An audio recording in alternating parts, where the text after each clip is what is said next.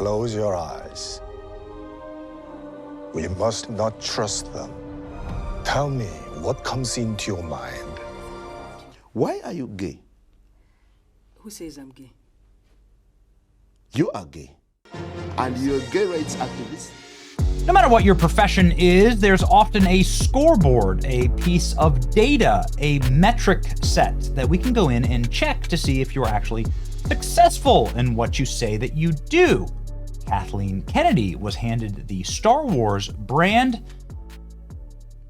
close to 15 years ago, and her record has been abysmal, atrocious. Actually, probably the worst destruction of a piece of intellectual property in Hollywood history. Nobody's ever seen anything like it. How do you take the most beloved franchise in the history of Tinseltown and destroy it in just a decade? How do you do that? Well, you do it by spitting in the faces of the fans, by creating absolute woke slop, by self-insert, and by ensuring that you create as divisive of content as you possibly can. Things that don't even remotely reflect The power of the power of no one was watching Star Wars, and the most powerful trilogy in an intellectual property in all of Hollywood was shot out onto a streaming service. Nobody was watching this trash. Even George Lucas decided to crash out on Kathleen Kennedy, along with Elon Musk, the world's richest and most powerful consumer of media. It is beyond parody at this point. Is there any level of poor performance that Star Wars, Bob Iger, would force out Kennedy? Disney Plus has burned more than $11 billion of operating losses because of Star Wars. She's more deadly than the Death Star. Kathleen Kennedy did give us some good memes, and South Park did, in fact, sum her up perfectly. Make it gay! Maybe we should go a different route than we did with Indiana Jones. F*** Indiana Jones, put a chicken in and make her name it gay! It's amazing. They did this episode, and then Kathleen Kennedy kept putting chicks in things and kept making them lame and gay.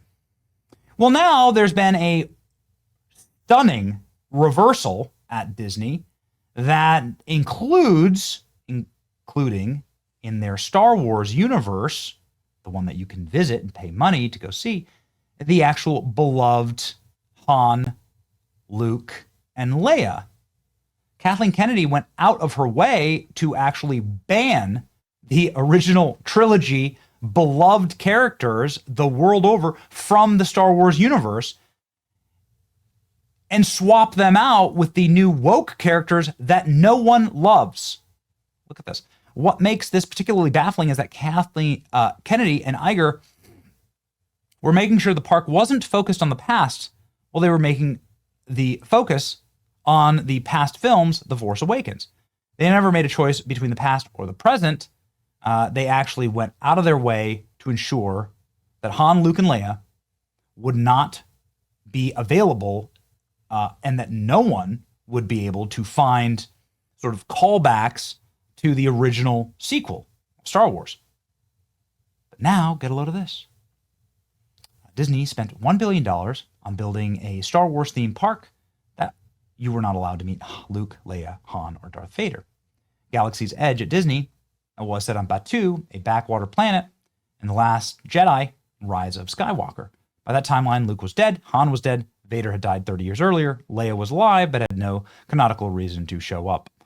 Imagineer Scott Tobridge spelled out the design rule in 2022. Characters on Batuu would stay locked into their specific era. No visitors from other Star Wars timelines. The immersion was the entire point. In practical figures, guests flew to Anaheim for Star Wars and walked through a $1 billion set to meet V. Mordai and Doc Odnar, the locals of the Black Spire outpost. The parallel failure was a galactic star cruiser, $5,000 for 2 nights, the same sequel era window. No Vader, no Luke, no Han, no Leia. Disney wrote down $250 million to close it out in 18 months.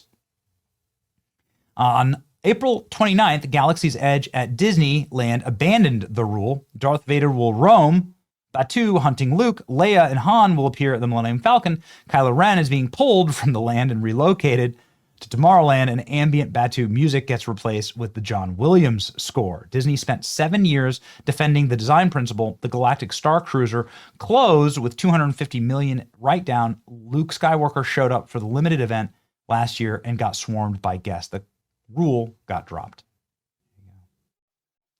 It's very interesting, the takedown of all of this, and some of the people that were involved in it are now speaking publicly. I was at Disney when the land launched. In fact, I personally wrote a lot of the copy for Star Wars Land Rides and the Star Wars Hotel and the marketing for the website. When I say that there is a crushing disappointment, almost a feeling of betrayal that the whole thing was on the new IP and not the original IP, I was exaggerating. I was not exaggerating, sorry. Disney made the decision to invest this money in order to support the new trilogy, which they thought would erase the old one from the minds of fans. This level of hubris around this one is for the business of the history books.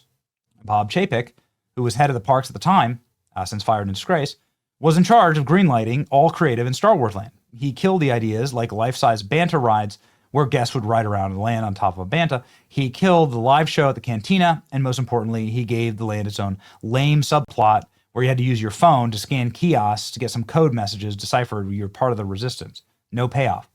Then reality struck. They made a trilogy that destroyed the original characters. They elevated an insufferably annoying Mary Sue Girlboss, added pathetic losers, a son of Han, divorced Leia and Han, disillusioned a bitter Luke, killed them all. Result, it destroyed the park. Now it's too late. Nobody cares. Darth will be walking around again to a John Williams score. This is just desperation. Totally. You know, warned us, George Lucas. George Lucas straight up warned us right here in this clip, saying he can't stand the new Star Wars. He finally snapped. He had not done this. He got paid billions by Disney for this. Too little, too late? I think so. Do these things right. These are the lessons hardest learned, and this cost Disney not making good Star Wars and not nodding to the fans and living out Kathleen Kennedy's girl boss fever dream through this IP has been the single most costly business decision in the history of Hollywood. That is a matter of fact. Here's George Lucas making that point. I was as surprised as anybody in the first one and the first three that everybody from 5 years old to 85 years old liked it all over the world, everywhere. And that was, I said, wow. Because there are certain aspects of that movie which say, they would say, well, it's all white men. I said, it's not. Most of the people in there are aliens. And the idea is that you're supposed to accept people for what they are, even if they're big and furry, or whether they've got they're green and whatever. The idea is all of the people are equal. The only people that aren't, which was in there, are the robots. Well, you can't come in here. We don't like your kind here. So they were the only ones that were discriminated against, and that was a way of saying, people always discriminate against something, and sooner or later, that's what's going to happen. And we're already starting it with AI, saying, well, we can't trust those robots.